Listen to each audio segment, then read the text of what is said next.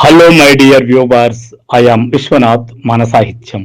Iran, Israel మధ్యలో America ప్రస్తుత అంతర్జాతీయ యుద్ధ నేపథ్యంలో ఖచ్చితంగా ఈ ప్రసంగాన్ని మరొకసారి మనం గుర్తు చేసుకోవాలి.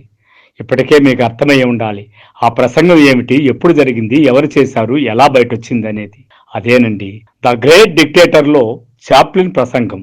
డిక్టేటర్ స్థానంలో పొరపాటు నిలిచిన సెలూన్ యజమాని చాప్లిన్ డబుల్ యాక్షన్ ఆ సినిమాలో మానవత్వం గురించి, ప్రపంచ శాంతి గురించి ఇచ్చిన సందేశం సినీ చరిత్రలో అజరామరంగా నిలిచిపోయింది. గొప్ప ప్రసంగం అది. ప్రసంగానికి తెలుగు అనువాదంగా ఇప్పుడు జగన్నాథ శర్మ గారు రచించినటువంటి ఈ యొక్క వ్యాసాన్ని మనం వీడియో రూపంలో మీకు అందిస్తున్నాం. నన్ను క్షమించండి, ఎంత మాత్రమూ చక్రవర్తి కావాలని లేదు. అది అసలు నా పని కాదు. నేనెవరిని పాలించాలని కాని, జయించాలని కాని కోరుకోవటం లేదు. వీలైతే అందరికీ సాయం చేయాలనుకుంటున్నాను. యూదులు, క్రైస్తవులు, నల్ల జాతీయులు, తెల్ల జాతీయులు అందరికీ సాయం చేయాలన్నదే నా కోరిక. మనం ఒకరికొకరు సాయం చేసుకోవాలి. మనుషులుగా పుట్టింది అందుకే. మనం ఎదుటివారి సంతోషాన్ని చూసి బతకాలి కానీ బాధను చూసి బ్రతకకూడదు. ద్వేషం మంచిది కాదు. ఎవరెవరో ద్వేషించుకోకూడదు, ఎవరినెవరూ ద్వేషించుకోకూడదు. ఇక్కడ ఈ ప్రపంచం అందరిది. ఇక్కడ అందరికీ చోటుంది. ఈ భూమి గొప్పది. ఇది అందరికీ ఇంత అన్నం పెడుతోంది. జీవయాత్ర ఎప్పుడూ అందంగా, స్వేచ్ఛగా ఉండాలి. అదెప్పుడూ దారి తప్పకూడదు. మనం దారి తప్పాం. దురాశ మన హృదయాల్ని విషపూరితం చేసింది, మనలో ద్వేషాన్ని నింపింది. ఫలితంగా మనమంతా కష్టాల్లోనూ రక్తంలోనూ మునిగి తేలుతున్నాం. అన్నిటా వేగాన్ని పెంచుకున్నామని ఆనందిస్తున్నాం కానీ మనల్ని మనమే బంధించుకున్నామన్న సంగతి మనకు తెలియకుండా పోయింది. యంత్రాలు సంపదనిచ్చి కోరికల్లో పడదోశాయి. శాస్త్ర సాంకేతిక జ్ఞానం మనల్ని దోషుల్ని చేసింది. మన జ్ఞానం మనల్ని కఠినాత్ములుగాను, దయలేని వారిగాను మార్చింది.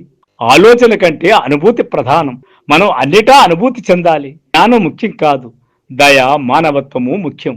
ఈ గుణాలు కోల్పోతే జీవితం చాలా హింసాత్మకం అయిపోతుంది. ఆ హింసలో ఏదీ మిగలదు. అన్నిటినీ కోల్పోవలసి వస్తుంది. విమానాలు, రేడియోలు మనుషుల్ని దగ్గరకు చేర్చాయి. వాటి ఆవిష్కరణ అసలు ఉద్దేశం మనుషులు దగ్గర చేయడమే, మంచితనాన్ని, సోదరభావాన్ని పంపెందుచడమే. నా గొంతు ప్రపంచవ్యాప్తంగా వినిపిస్తోంది. ఇప్పుడు నిరాశతో కొట్టిమిట్టాడుతున్న అనేకులు వింటున్నారు. అమాయకుల్ని హింసించాం, వారిని జైలు పాలు చేశాం. వారంతా కన్నీరు పెడుతూ నా మాటలు వింటున్నారు. నా మాటలు వింటున్న వారందరికీ నేను చెప్పేది ఒక్కటే: దయచేసి నిరాశ చెందకండి. కొందరి దురాశ, ఇంకొందరి పగ కారణంగా మనం అంతా బాధపడుతున్నాం. ఈ బాధలు ఎన్నాళ్ళో ఉండవు. మన మధ్య ద్వేషాలు త్వరలోనే అంతరిస్తాయి. నియంతలు చనిపోతారు, చనిపోక తప్పదు.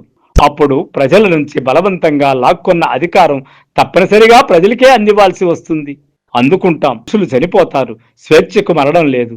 దానిని అణచడం ఎవరి తరమూ కాదు. సైనికులారా, మిమ్మల్ని అసహించుకుంటూ, మిమ్మల్ని బానిసలుగా చూస్తూ, మీ జీవితాలను శాసిస్తూ, మీరేం చేయాలో, ఏం ఆలోచించాలో, ఏది అనుభూతి చెందాలో చెప్పే క్రూరులను నమ్మకండి. యుద్ధరంగంలో మిమ్మల్ని బలిపశువుల్ని చేసే వారి మాటలు అసలు పట్టించుకోకండి. ఆ నిర్ణయాల కోసం, ఆ క్రూరుల కోసం, మెదడుని, హృదయాన్ని యంత్రాల్లా భావించే వారి కోసం మీరు పోరాడకండి. మీరు మిషన్స్ కాదు, మనుషులు. మీరు పశువులు కాదు, మనుషులు. ఆ సంగతి గుర్తెరగండి. మీరు మానవత్వాన్ని కోల్పోకండి. ద్వేషాన్ని వేడండి. గుండెల్లో ప్రేమ లేని వారే ప్రతిదాన్ని, ప్రతివారిని ద్వేషిస్తారు. మీరు ప్రేమికులు, ప్రేమించండి. మీరు పోరాడితే బానిసత్వం కోసం పోరాడండి, స్వేచ్ఛ కోసం పోరాడండి. దేవుడు సృష్టించిన విశాల సామ్రాజ్యం మీలోనే ఉంది. ఈ సంగతి బైబిల్ స్పష్టం చేస్తోంది. ఏ సామ్రాజ్యము ఏ ఒక్కరి సొత్తు కాదు. అన్నిటా అంతటా ప్రజలదే అధికారం. యంత్రాలను తయారు చేయాలన్నా, సంతోషాలను పంచాలన్నా మీకే చేతనవును. ఎవరి జీవితాన్నైనా అందంగా, స్వేచ్ఛగా మార్చే అధికారం మీదే. ప్రజాస్వామ్యం పేరిట ఆ అధికారాన్ని ఉపయోగించుకుందాం. అంతా ఒక్కటవుదాం.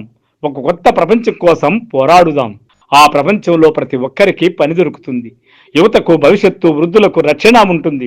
ఇలా మాట్లాడే కొందరు దుర్మార్గులు అధికారంలోనికి వచ్చారు. గమనించండి. ఆ మాటల వెనక గొంతును పసిగట్టండి. వారు అబద్ధాలు చెప్పారు. వారికి స్వేచ్ఛ కావాలి, ప్రజలకు అక్కరలేదు. ప్రజలెప్పుడూ బానిసలుగానే ఉండాలన్నది వారి ఉద్దేశం. బానిసత్వం మనకొద్దు. బానిసత్వం పోగొట్టుకునేందుకు, స్వేచ్ఛా జీవులుగా బతికేందుకు, సరిహద్దులను తొలగించి అందరం ఒక్కటయ్యేందుకు మనమంతా కలిసిగట్టుగా పోరాడుదాం. దురాశను, ద్వేషాన్ని, అసహనాన్ని దూరం చేసేందుకు పోరాడుదాం. విజ్ఞాన శాస్త్రం, దాని పురోగతి అందరి ఆనందానికి తోడ్పడేందుకు పోరాడుదాం. మనందరం ఒకటవుదాం. ప్రజాస్వామ్యాన్ని కాపాడుకుందాం. ఇదెప్పుడో ద గ్రేట్ డిక్టేటర్ సినిమాను వీసీపీలో పదే పదే చూసినప్పుడు మనకు అనిపించిన మేరకు, మనకు తెలిసిన మేరకు మనం చేసిన అనువాదం అనుకుంటాడు జగన్నాథ శర్మ. భావం మాత్రం చెదరలేదు అంటాడు. ఈ మాట ఆ రోజుల్లో ప్రముఖ రచయిత శ్రీ అవసరాల రామకృష్ణారావు గారు చెప్పారు. ఖచ్చితంగా ఇది 10 మందికి చేరాలనే ఉద్దేశంతో అన్నారు కాబట్టి జగన్నాథ శర్మ గారు రాసినటువంటి ఆ తెలుగు సేతను వీడియో రూపంలో మీకు అందిస్తున్నాను. ఇరాన్, ఇజ్రాయిల్, అమెరికా నేటి ప్రపంచ వాతావరణంలో అంతర్జాతీయ యుద్ధ మేఘాలు కమ్ముకుంటున్న పరిస్థితుల్లో శాంతి ఎంత అవసరమో, జీవితం ఆనందంగా ఉండాల్సింది ఎంత అవసరమో, పగలు ఎందుకు ఉండకూడదో, ప్రేమలే ఎందుకు ఉండాలో తెలియజెప్పి ఈ అద్భుతమైన ప్రసంగము చార్లీ చాప్లిన్ సినిమా ద గ్రేట్ డిక్టేటర్లో ఉంటుంది. ఇప్పుడు కూడా ఆ సినిమా మనకు యూట్యూబ్లో దొరుకుతుంది. చార్లీ చాప్లిన్ ముఖ కవళికల్లో, మాటల్లో మనం కానీ ఆ ఆవేశంలో కానీ విన్నామంటే నిజంగా మనమందరము ఉప్పొంగిపోతాము. ఇరాన్లో యుద్ధమైన, ఇజ్రాయెల్తో యుద్ధమైన, అమెరికాతో యుద్ధమైన మనమే ఏకవ్యక్తిగా సైన్యంగా వెళ్ళి చేసి ఆ యుద్ధాన్ని ఆపాలని గుండె ఘోషిస్తూ అరుస్తాము. సో ఫ్రెండ్స్, అంతటి గొప్ప ఉపన్యాసాన్ని చార్లీ చాప్లిన్ గారు ఇచ్చారు.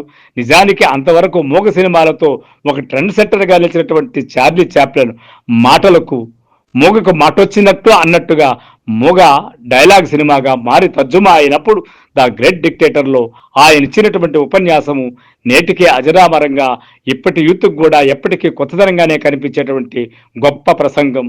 సో ఫ్రెండ్స్, సాహితీవేత్తలారా, ఆలోచన పరులారా, ఆ యొక్క యుద్ధనీతి ఎంత దుర్మార్గమైందో చార్లీ చాప్లిన్ ప్రసంగంలో విన్నాం కాబట్టి మనం కూడా దీన్ని షేర్ చేసి, సబ్స్క్రైబ్ చేసి, లైక్ చేయగలిగితే అందరికీ ఆ శాంతి సందేశం వెళుతని ఆశిస్తూ మన సాహిత్యం విశ్వనాథ్. Thank you.